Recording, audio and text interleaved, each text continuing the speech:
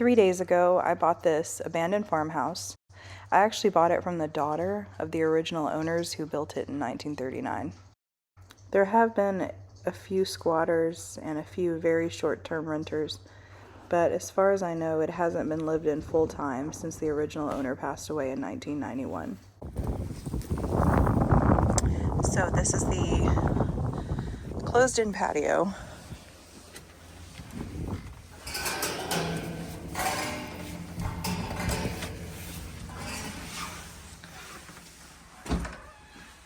I'm really excited to work on this. I feel like it would be a really good environment for plants. I think it has a lot of potential. So we'll go in the back door here. This leads into the kitchen.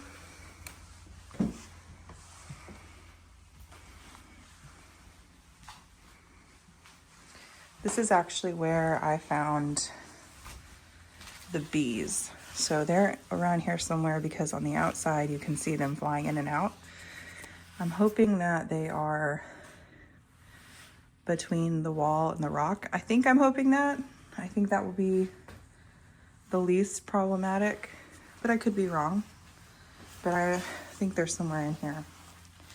The floors are okay. They're the original hardwood floor. If you cleaned them up, I think they would be pretty. It's a little warped from some foundation work a few years ago. And we'll see, this little area could be cute. I actually don't know if there's any washer and dryer hookups. We'll have to find that out. This is the first main bedroom.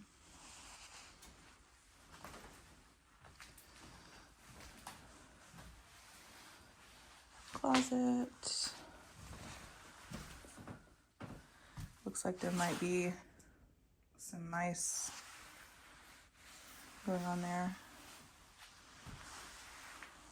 There's old clothes. There's a lot of stuff left behind here, so we're just gonna have to go through and see what's left. So this is the hall right here. Kitchen, closets, hot water heater. This is the old root cellar. That is going to be a problem. I was told by the caretakers of the property that there were actually snakes, rattlesnakes, and that rattlesnakes are actually found in the house. And it stinks down there, so we're gonna close that.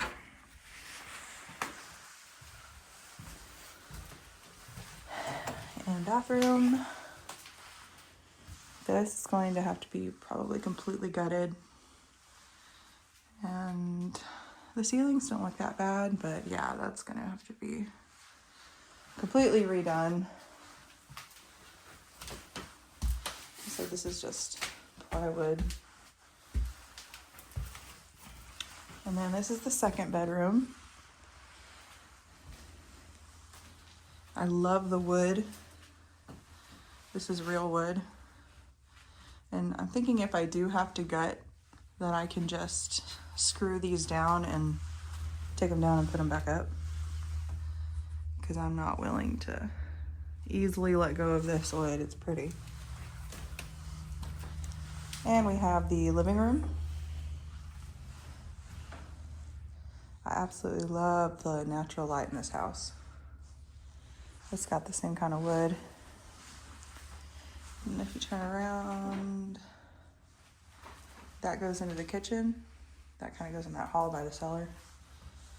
And this is what, I mean, there's rat droppings. I hope it's rat, I guess. And that is, I guess, the technical front door. But I don't think people really use it. Or did use it. This is the floor that probably concerns me the most. You can see there's some water damage. And there's a spot in the ceiling. It's just, I'm really gonna have to gut all this out. And the floor moves when you walk on it, so I know this is gonna be a problem. The inside of this, the windows look good, but the outside, I'll walk around later, but the outside window seals are all rotten, but I can reframe those, not worried about it. And this is what I would expect to be the dining room. I don't know if somebody tried to like polish or sand down the, not polish, but sand down the floors. It looks like that might be a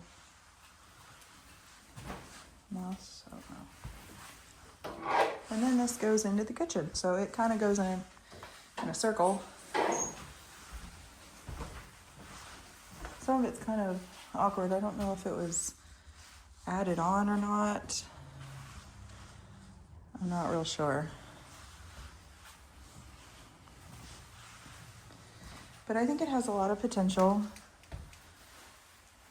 It really doesn't smell moldy or anything in here, other than that rotten smell from the cellar, which I think we can fix.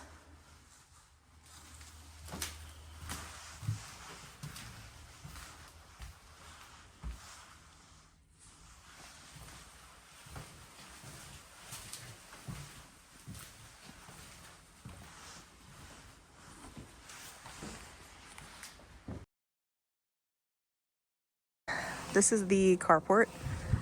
It just needs torn down. It's about to fall down anyway. And I was also told that a certain substance used to be cooked in there. So it just needs to be gone. That's another house on the property. And then there's even another house back there that I'm gonna have to go through as well. And there's an old machine shop barn, a barn, like I guess a horse barn. And then I think there's chicken coops back there, so we'll have to go through everything. That is full of stuff.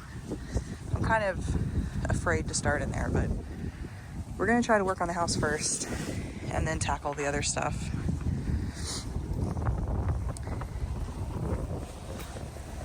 And go from there.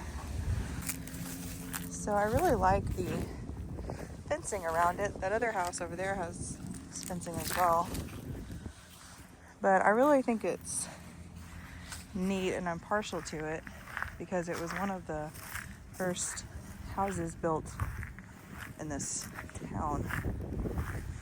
So I'd really like to do what I can to save it. We'll just have to see.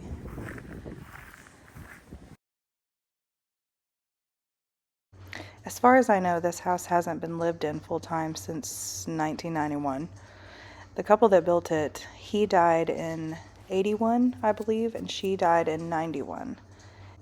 She wrote a column for the newspaper, and I did a lot of research and found columns she had written all the way up to 91.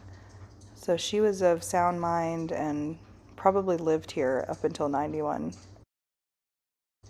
This siding, I bet, was originally rock and it fell off. The rock is not structural at all. It's just a veneer like brick. I would like to maybe save some of the rock from the garage that's gonna have to come down and maybe put it back on the house if I can. We'll see if that works out.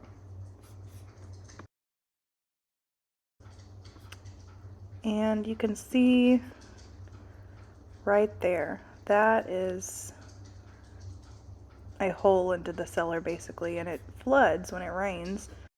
I still haven't decided how I'm going to tackle that, if I want to try to save it as a cellar or if I just need to fill it in. We'll have to see how much damage it's doing to the foundation, how we need to tackle it.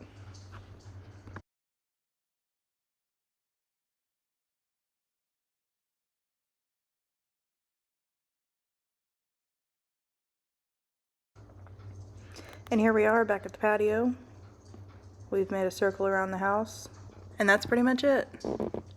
I'm gonna get an inspection done on the foundation and make sure it's not a lost cause or I'm gonna be wasting money. And once I get the green light, we will start renovations.